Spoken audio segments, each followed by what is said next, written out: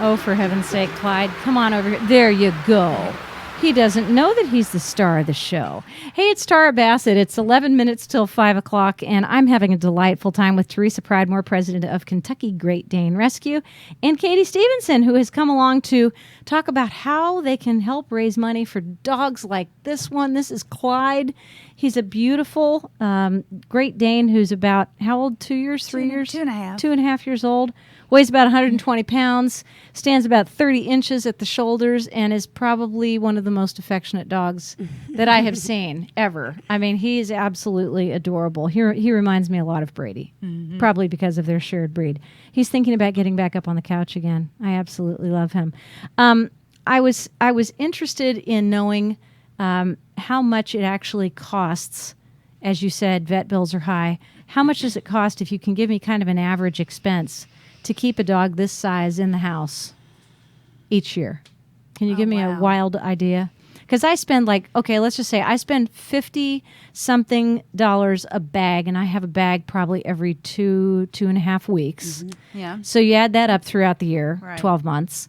And then vet bills, the annual vaccinations for the 3 dogs run about $300. And then if I were to get something special done, like I had, 2 of their teeth cleaned this year. Mm-hmm. So that was, maybe $300-400. It adds up. It does. And you talk about your heartworm preventative, your flea and tick That's control. right. That's right. I have found that the preventatives, the monthly preventatives, are where most of the cost comes in. Yeah, that's true. That's because the flea and tick and like the interceptor, there's sometimes though you can get all of them in one pill, which is great. Right. But those are costly. They are. And fortunately, my vet is kind enough to give me the prescription, and I can order them online, which ends up to be quite a bit less expensive. He's standing with his chin on my chair, and Katie, if you can scoot, look at this. He's absolutely adorable. Oh my gosh, he's like, he's just perfect. Katie, did you mean to match him? Did you mean to wear black and white? I didn't plan this, but it just worked out perfectly. Now he's hanging his head over the arm of my chair. My goodness. See, this is what Brady does. He puts his head underneath my arm, and he pops my arm up until I scratch his chest. He will do that, and he likes to use his paws. Do you like to use your paws? Do you? He's got an amazing amount. He's got an amazing amount of just natural intelligence in his face. He really does. What does he like to do for play? What are his favorite toys and activities? He plays. I've got another Dane at home named Bentley, who's about 3. He spends a lot of his time playing with Bentley, and we've got a couple of foster dogs in the house now. So he likes to play with the braided ropes, and they just like to run around and wrestle and That must be fun. Whatever it is dogs do. How big a house do you live in? I've got a fairly small house. It's about 1,000 square feet. Oh, God. Can you imagine these two going at it? That'd be kind of like a sumo wrestler's ring. Yes. Yeah, I have leather furniture. I have slate and Smart. metal tables. Smart. And there's nothing on the tables. Well, when Wyatt and Brady stand up like stallions, I can only imagine these two. Yeah. Good Yeah. Lord. They would be like 2 Greek gods. So how many do we have currently available for adoption? And do you do fostering? Do you still within the Great Dane selection here? Because I was just looking at, let me see this number of dogs. How many do you have actually available? I have 5 right now that are available. And Is Callie still there? Callie is still And there. Hardy? Yes. And Duke? Duke.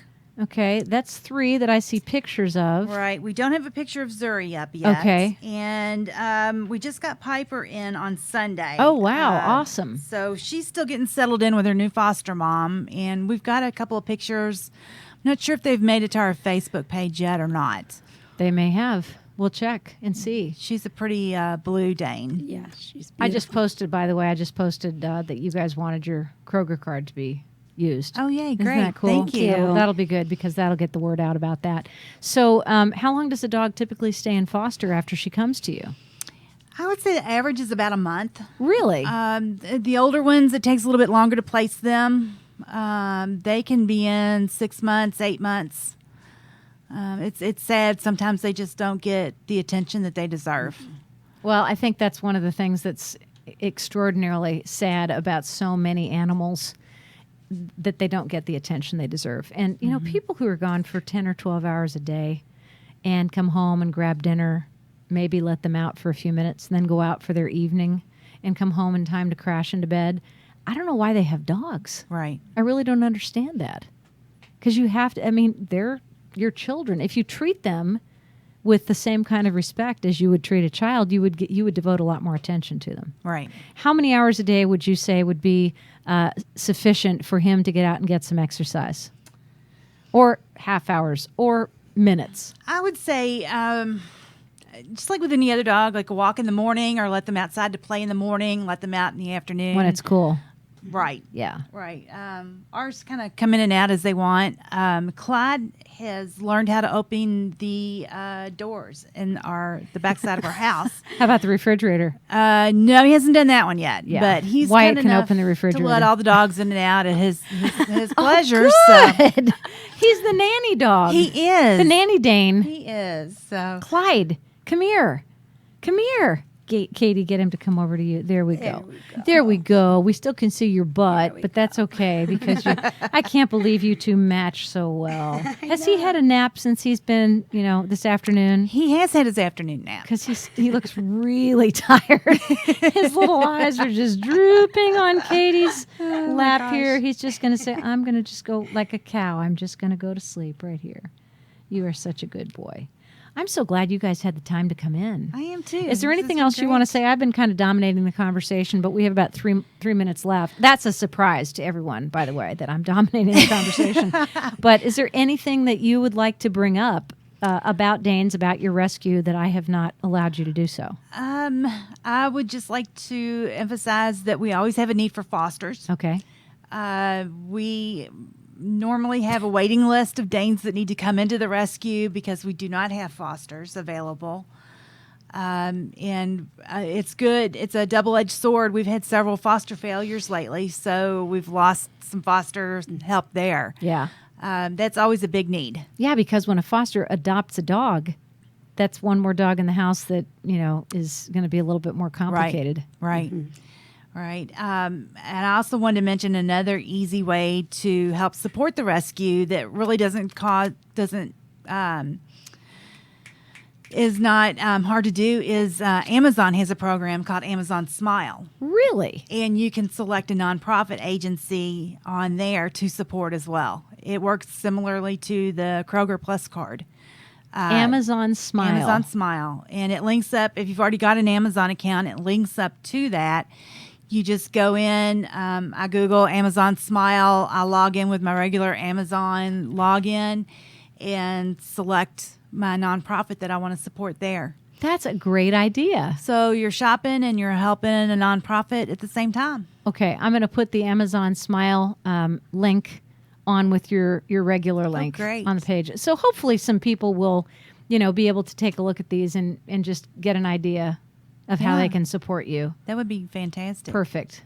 All right, we are almost out of time, and I'm hoping, because it's 2 minutes to 5, and I start to get worried about this sometimes, but Christian Adelberg is on his way from downtown to talk about Kentucky Center for the Arts.